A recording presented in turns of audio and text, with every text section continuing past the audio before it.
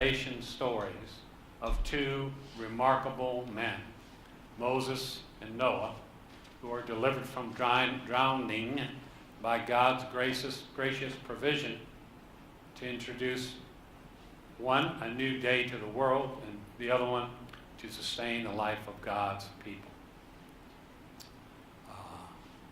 Material, gopher wood. Does anybody have a different? Resinous wood. Resinous wood, yeah. Cypress. I've read cypress. That's what resinous wood is. Cedar pine. Nobody's really sure what gopher wood is, but something like that. Now, if you were building a box, I think I could build a box. I think. I don't think I could ever build a boat. It takes a lot of expertise to build a boat. You know why? You know, they have skilled workmen that are shipbuilders that know how to build ships and boats. There's curves and angles, and it's not easy to build a boat. And to build a boat the size of the ark would take a really, really skilled workforce, because nobody up to that time had ever built a ship, a boat that big, because this is a big, big box. And there's nothing to indicate that Noah, or at least as far as we know, that neither Noah or his family were shipbuilders. But, like I said, I don't consider it to be a ship. I think it's a box. And it wasn't too hard. The problem was it was 300 cubits long, 50 cubits wide, and 30 cubits high. So there's no angles really to speak of. There's no curves. Just a big, big box. But it's still remarkable in a couple of ways. First of all, to build a box that big would have been a monumental task for a large crew of men to build in 120 years.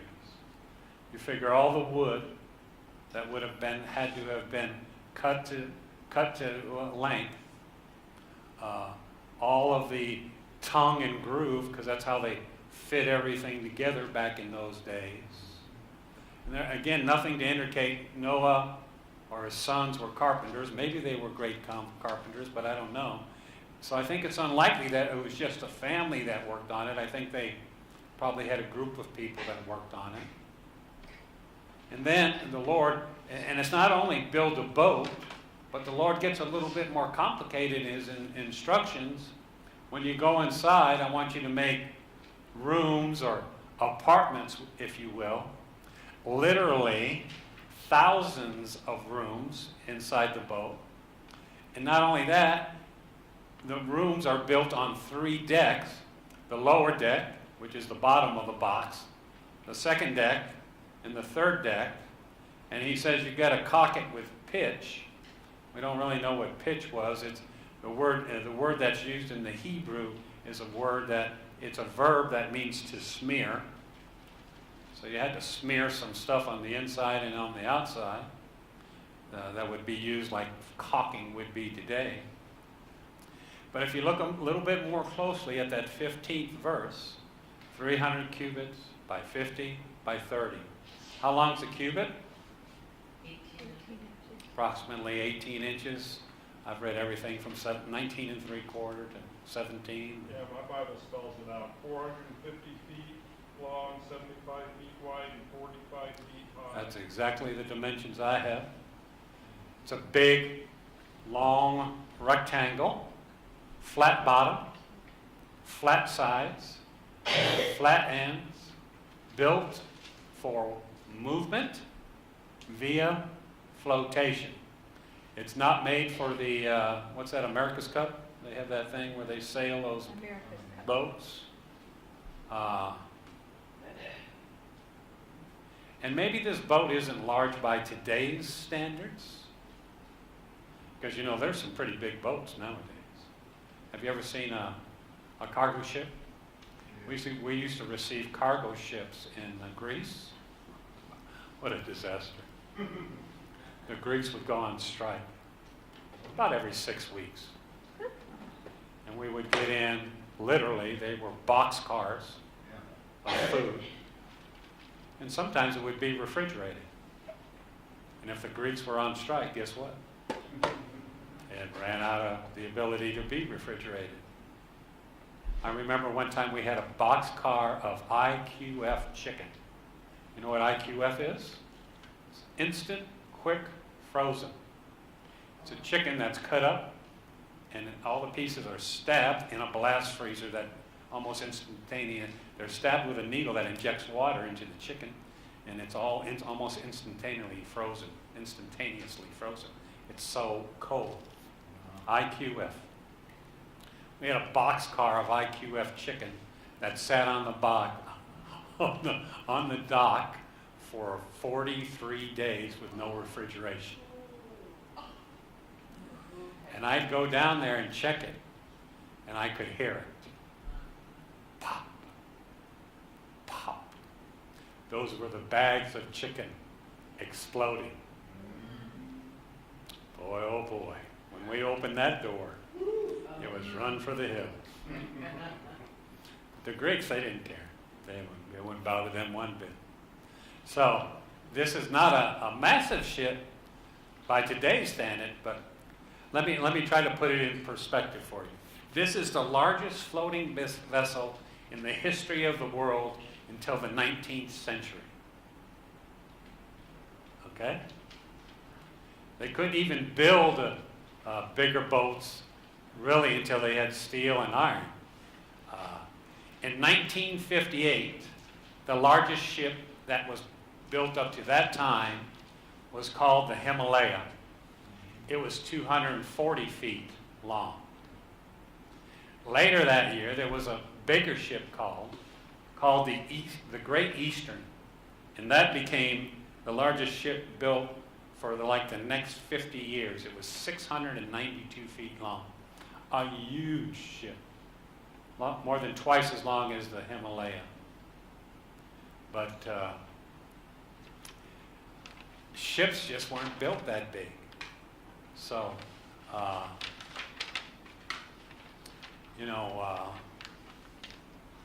you didn't really see any big ships built until the 19th century. Quite a while after the Ark. And you might say, well, how come they didn't build any big ships prior to that? Well, materials, and they couldn't figure out how to do it. People were building little wooden boats, little wooden ships. Have you ever seen the Nina, the Pina, and the Santa Maria? Have you ever seen how big they were? They're not as big as that wall to that wall. And they were coming across the Atlantic Ocean in those things. They weren't that big.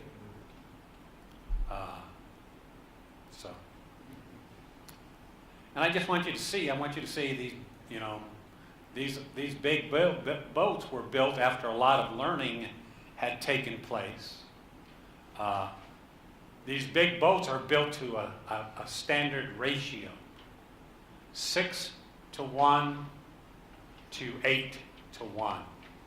By that I mean the length is 6 times greater than the width to 8 times greater than the width on all these big ships.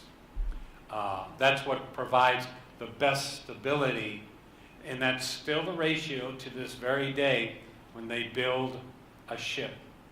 And what's the ratio of the Ark? 450 feet by how many? Is it 35? 75. So what's the length? 450 by 75? How many 75s into 450? 6, exactly. Now was Noah a great knowledgeable shipbuilder? No, but God was. God knew the exact proportions that would make that boat most floatable. Henry Morris is a name some of you may know. from the Institute for Creation Research. Died, I think he died in 2006. Henry Morris wrote some excellent commentaries on the Book of Revelation. He was an engineer and a scientist, and as I said, he was a key figure at the Institute for Creation Research. He concluded, after studying the ark, that it would have to be turned completely vertical before it could ever turn over. It would have to be completely vertical, either lengthways or sideways, because it was so stable. Its great length over its width would keep it from being subjected to wave forces, because wave forces, if you've seen a wave on the ocean, they don't come straight at you, they come at you in angles. And even if it got sideways, his conjecture was that no wave force would hit the total ship, and thus it would still be safe. He thought that rather than going through waves, it would ride on top of the waves. And because of its design, its shape, and because of the great interior weight, all those animals, it was virtually impossible to turn over. A rectangle has more stability in the water than any other form of construction for flotation. A ship with a rounded bottom has a rounded bottom to cut through the water, but that also makes a ship vulnerable. But a square bottom is almost impossible to overturn, no matter how great the waves. And it also, because it's square and not curved, it gives it a greater holding capacity. You can put more stuff inside it. And the gross tonnage of the ark was estimated, he calculated it to be 14,000 tons, with an interior space of over 100,000 square feet, and a total volume then of 1.5 million cubic feet. Lots of big numbers. Let me give you a comparison. Morris says that you could put, speaking of sea vans or railroad cars, you could put 522 railroad cars in the ark. 522. You're talking about the box containers? Yep. That's a bunch of them, isn't it? Yes, it is. 522. Did you say that the flat surface of the ark would be comparison to those boats they use in the Everglades? Yeah. One of those with the fan on it. Yes. I'll tell you what it's very akin to. If you've ever been on the Mississippi River, what floats down the Mississippi River? Barges. Yeah. Yeah. Yes, very close to that. But somebody figured out, this is all Morris statistics, you can put 240 sheep in a box car if you put several decks. And sheep are probably larger than the average animal that was on the ark. And you might say, well, there's some pretty big animals on the ark, aren't there? I do not think that they took full-grown elephants on the ark. I think they took baby elephants. I think they took baby giraffes. And I know they didn't take no full-grown hippos, because those hippos, you've got to watch those hippos. So I think those were all, I think sheep are probably a little bit larger than the average animal. So the conjecture then by Morris is that you could have 125,000 different animals on the ark. That gives you an idea of how big it was. And then you've got all these different compartments providing space to all these animals. So, given those calculations, the ark was in fact large enough to carry 2 of every species that breathes air in the world today. And you would still have room left over for who? Noah, his family, and then there were 5 pairs of additional special animals that were taken aboard. Talk about later. But only, I don't think Noah knew how to do these things. Only by supernatural revelation would it be known how to build this structure to contain all these animals, how much capacity, what the best structure would be. Only, in your outline, the word is God, would have the concept of building something so massive to float. And after 120 years, when the flood came, that's what it did. And we don't know how, at what speed they worked, and everything else, but we know that. Probably working hard. Yeah, another point Morris brings up is that in that time of history, genetic diversity wasn't as big as it is now. So, you only needed a pair of dogs to create all the other breeds that we have today. Yeah, you know who's created most of the dog breeds? Man. With his inbreeding and outbreeding and everything else. You look at English bulldogs. Wow, what a mistake. But it's so to me, all this speaks to is the integrity of the Genesis story. The integrity, the inspired character of Scripture. I've read commentarians, Christian commentarians, who said Moses invented the flood story. Well, I don't think Moses was a boat expert. Do you think? He may have known how to build some pyramids and stuff because he lived in Pharaoh's house for a while, but I don't think he would have known that. And then some people will say, well, what about the Babylonian flood story? Well, you know what the ark is in the Babylonian flood story? It's a cube.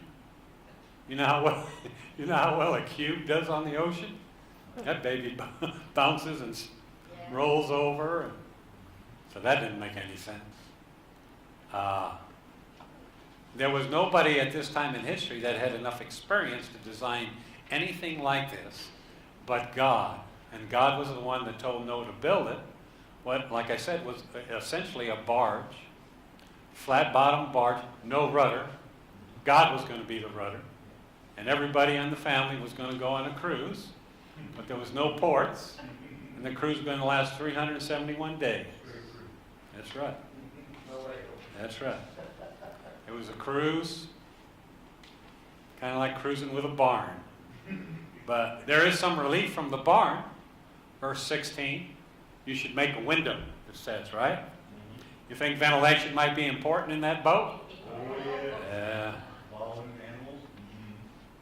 So, what are we talking about? We're talking about what's called a shuhad. It's S-O-H-A-R. That's the word that's used in the Hebrew for the window. It's used over in the 8th chapter again. When the window of the ark is opened after 40 days. For 40 days, the rain came down. The earth is flooded. The deeps have opened up. All the geysers from the deep.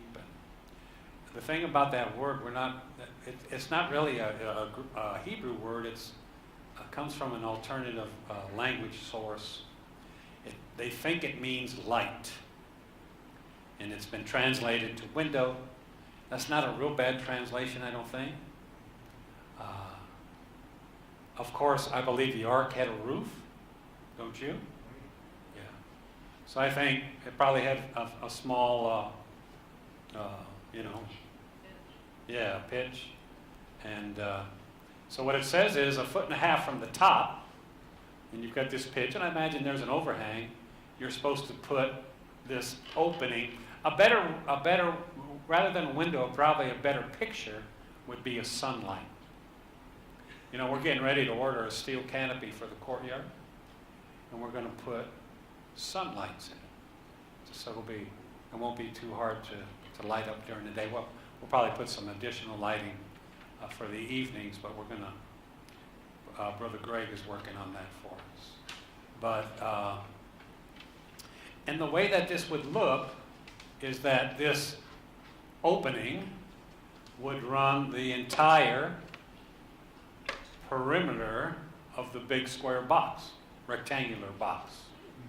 And it probably had some kind of hide or something covering it that would stick out. You would have it attached on the inside, but it would actually stick through the outside so that if it was raining, if you needed protection from the elements, you could do that. And it was probably segmented, but you would get some light, and you would get some ventilation from it. And it's supposed to be a cubit from the top, a cubit from the roof, if you will, the roof line. And so a good idea to have some ventilation in that type of environment. Yeah, one thing that just occurred to me is how dark it was inside the ark. Oh, it had to didn't be. have artificial lighting. Had to be. I think that would probably, in some ways though, keep some of the animals maybe a little bit more sedate, maybe. But Noah's told he's got to build a door, set the door of the ark in its side. Many people see an analogy there between, they like to think of Christ as the door. I don't have an issue with that. I think the real analogy, though, is to see Christ as the ark. But I don't have an issue with it. Christ is a door, the only door. But one door, that's all you need. Easier to secure. I imagine that there were probably people floating around trying to get in the ark. I imagine, as things got worse and worse. But it would be easy to provide security. And, I think it was flashing inside, wasn't it? yeah, it would have to be, yeah. And then to preclude from leaking and stuff. One door. Because once they shut the door, did they need to open the door? Nope. Not for 371 days. They were floating around. Yeah, God So- closed the door too. Yeah. Verse 16, make 3 decks. The lower deck, already there. Second and third deck. Gives you all that, compartments for all those animals. And Noah's getting these instructions about building. He's told how to do all this stuff, but does he know anything about animals yet? Nope. No. God's got a surprise for him here. I'm telling everything. Build a big box. Yeah, you don't want to overwhelm the guy. Tells him to build a big box, gives him all these instructions, do it like this, do it like that. And now then, he's going to tell him why to build a big box. He's given him the reason for judgment. Remember, we've looked at that, the sinfulness of man. He's provided him the rescue from that judgment for Noah and his family, the big box. And now he's going to tell him, this is how I'm going to judge. Verse 17. Here's what I'm going to do. This is why you need to build a big box, Noah. Behold, I myself, God's very explicit here. He wants to make sure we know who's talking. He's the one talking. Noah has not said a word. God is speaking. God is getting ready to judge. It's all about God. He says, I myself am bringing the flood waters on the earth to destroy from under heaven all flesh, in which is the breath of life. Everything that is on the earth shall die or perish, except for Noah and his family. And people will tell you there was a localized flood. So when Noah hears that, he probably thinks, yep, I'm going to build a big box. And behold, I myself am bringing flood waters on the earth. And that's the introduction, the first time that word is used. Mabul. M-A-B-B-U-L. Mabul. And it's a word that is used only to describe the great flood. It's a technical term, if you will, which indicates a massive deluge. And it's only used to refer to the Genesis flood. It's used in chapters 6, 7, 8, and 9, and one other place in Psalm 20, 29:10, where it refers that it says the Lord sat as king at the flood, referring back to the great flood. So it's a very specific word only used to refer to the great flood. Unique, isolated. And this is the flood of all floods. This is, you've seen what floods can do. That poor family up by Payson, was it? It wiped out the entire family. There was almost a group of people killed up at Tanque Verde Falls the other day, up in Reddington Pass. Water's a really, really strong thing. Most storms, flooding is the number one cause of death. Yeah, I believe it. But this flood, the Lord said He's bringing on the earth to destroy all the flesh in which is the breath of life. Now, there's some animals that don't breathe, right? Who are those? Fish. Fish. They're in the water. It's hard to drown them in the water, although the geology record would indicate that there were a lot of fish and stuff that perished in the flood, mollusks, shellfish, and things like that, because it got trapped under mountains and mountains of mud, dirt. But again, the scripture here is very specific. The Lord is going to destroy all flesh, in which is the breath, in your outline, breath of life. That's one of the things that makes Henry Morris such a good commentator, is that professionally he was a hydrologist. Yeah. So he knew about how water moves and how it would put sedimentary layers down and stuff like that. He was quite the guy. Chapter 21 is verse 20. Chapter 7, verse 21 says, all the flesh died that moved on the earth, birds and cattle and beasts and every creeping thing that creeps on the earth, and every man, all in whose nostrils was the breath of the Spirit of life, all that was on the dry land died. So, everything that breathes, all air-breathing creatures died.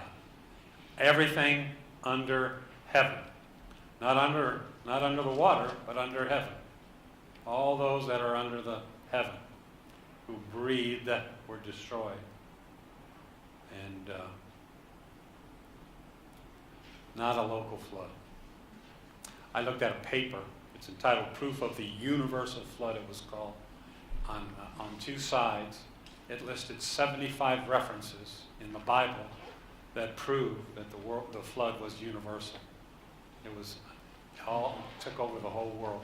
And see, Christians will seek for ways to conform to the world's beliefs. So they'll say, oh, it's only a localized flood, or they'll come up with all these alternative ideas rather than taking the Word of God as it is written as being 100% true 100% of the time. And it's discouraging to see that. How could, this is a big box. How could, and if it ended up on Mount Ararat, you know how tall Mount Ararat is? 17,000 feet. If Mount Ararat was that tall at that time, it probably was. How could a boat that big get that high in a localized flood?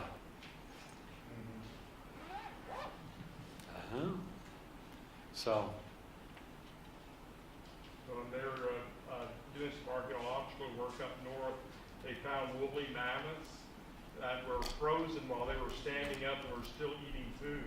I mean, that's how fast it happened. you know that they have 4 genes of mammoths, and they're getting ready To make them. They're going to make a mammoth. They're going to impregnate an elephant with a mammoth. We don't have any clue what we're doing. But you know why we got to do that, don't you? Because we're God. We get to create. That just shows you how smart we are. And the guy, I read this guy's article. I read some really crazy stuff.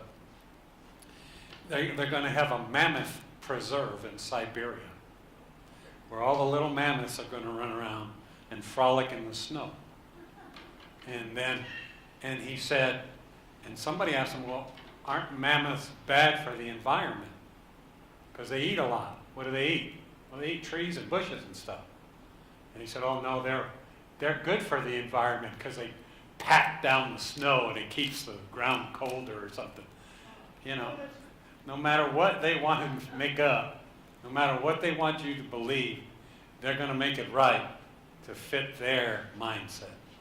So that has nothing to do with the lesson. So what we've looked at so far then, yeah, Jurassic Park, exactly. Somebody's going to make a dinosaur. You watch. They're going to find a cell that is viable, and they're going to make a dinosaur. Why? Because man is God. We have to create. You know. The thing is, we don't even understand that we don't create anything. Never have. So you have the reason for the flood. We've looked at man's sinfulness, the deliverance from the flood, the ark, the means of the flood, which is the flood, the water. And then next week we're going to look at the good news, the promise of the flood. And you know what that is. I ain't going to flood you next time. I'm going to burn you. I'm going to burn you up. All right. Questions or comments? Pastor, I was at a brick company, and the normal bricks made from clay. They make these special bricks that comes from seawater animals, and they have a real pick out where they make these bricks. They have a unlimited supply of Seawater animals that are in the dirt. fossils. Amen. Arlene, I noticed a question. which one? In Peter's epistle, blank is seen as the ark. I was listening, and me too. What was it? That in Peter's epistles, it was Christ. Oh, Christ. Jesus. It's Christ. I'm sorry. Oh, I Christ remember is seen. saying that. I didn't know I don't think I said I that. think it was 1 Peter 3:20. It is 1 Peter 3:20. I don't think I said that. iHeartRadio, huh? How did that pastor get away from not reading the flood? All right. There's a lot of stuff that people just disregard. It's kind of like, oh, what's his name? The guy that used to cut out the pieces of his Bible. The founding father. Thomas Jefferson. Jefferson. If he didn't think it was right, he just cut it out of the Bible. So he had a Bible full of holes. You know? Part of my family is very staunch Catholic, and this is just a story It's a story. that is made up. This and the Garden of Eden, Oh, yeah. just a story. Yeah, I had a conversation with a Mormon lady the other day that after I told her my story, she says, oh, well, I'm Mormon. And I'm like, oh, this is going to be good. Well, she believed that the Bible and the Book of Mormon were just good story books, both of them. Yeah. Well, if you want to disprove God, how do you disprove God? Disprove His Word. You know, I was talking to Jerome. Jerome used to be a lawyer, a very intelligent man. He hasn't got a clue about God because his intellect is in his way. He can't get past his intellect. Well, I can't understand. I don't understand that. I said, all you got to do is believe. You know, all you got to do is believe. You got to have faith. Well, You can't see the air you breathe, yet you breathe. so What's the difference? Should turn them on to C.S. Lewis, because he's the apologist for the mind. yeah, that might be a deal. Yeah, Mere Christianity is the classic book. Well, either save them or drive them away. Mere Christianity is probably the best one. Let's join hands. Oh,